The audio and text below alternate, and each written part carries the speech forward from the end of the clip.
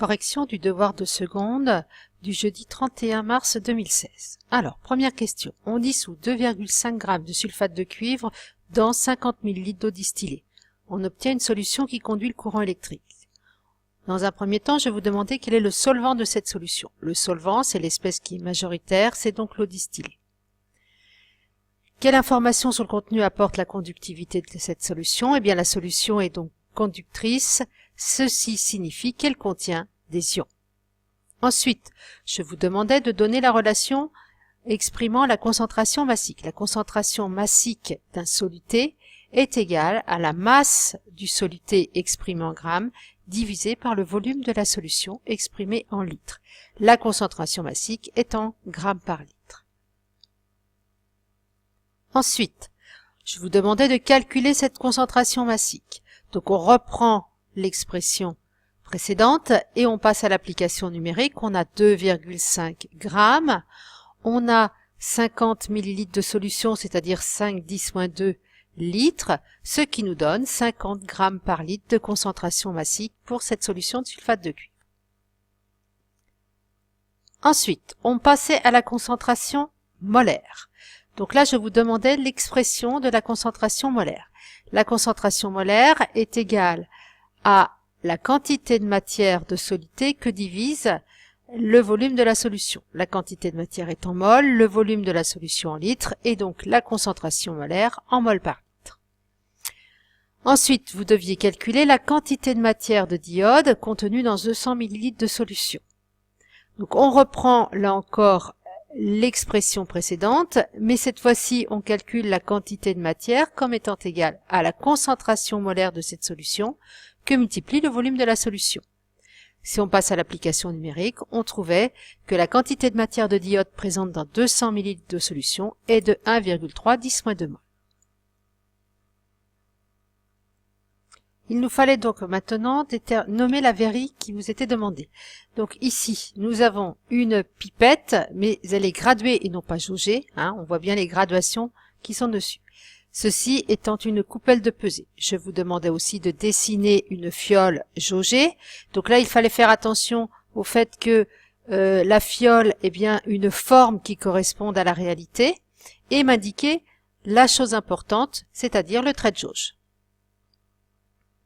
Alors, on passait maintenant aux compétences analysées. La première, je vous disais de préparer 100 ml de solution de sulfate de cuivre de concentration 2,5×10-2 mol par litre. Et je vous demandais la masse de cristaux qu'il faut peser pour fabriquer cette solution. Alors, vous savez que la masse de cristaux est égale à la quantité de matière que multiplie la masse molaire. Donc, il nous faut donc connaître cette quantité de matière et cette masse molaire. La masse molaire, elle est assez facile à calculer à partir des données précédentes. D'accord ? La quantité de matière, eh bien, on va pouvoir la déterminer en utilisant les données de l'énoncé, c'est-à-dire la concentration molaire et le volume de la solution. Ce qui nous amène donc à une masse de cristaux d'environ 0,4 g qu'il nous faudra peser. Alors j'ai pris 0,4 et non pas 0,399 g parce que on peut considérer que la précision de la balance ne sera pas suffisante pour pouvoir peser la masse exactement trouvée à la calculatrice. Alors, il nous fallait ensuite diluer cette solution.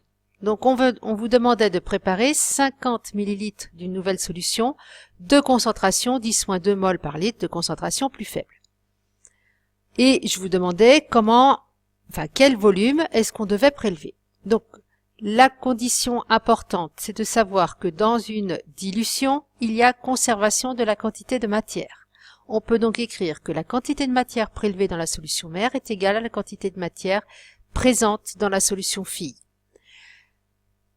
Si on exprime ces quantités de matière en fonction des concentrations et des volumes, on obtient donc la concentration de la solution mère fois le volume à prélever, qui est égal à la concentration de la solution fille fois le volume de la solution fille que l'on veut préparer.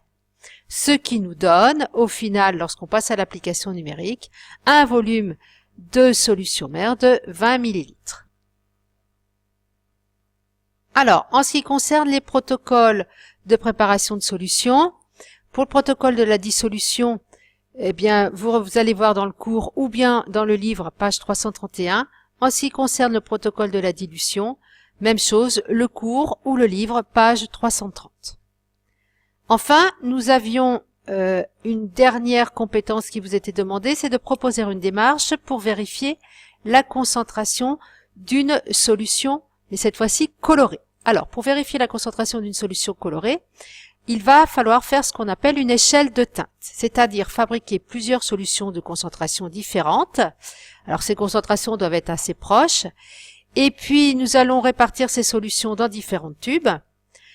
On va prendre la solution inconnue, pareil, dans un tube, même volume, pour pouvoir faire des comparaisons identiques. Et on va promener ce tube devant notre échelle de teinte et on va déterminer sa concentration à partir de la couleur la plus proche. On va pouvoir aussi fabriquer d'autres tubes pour affiner nos résultats.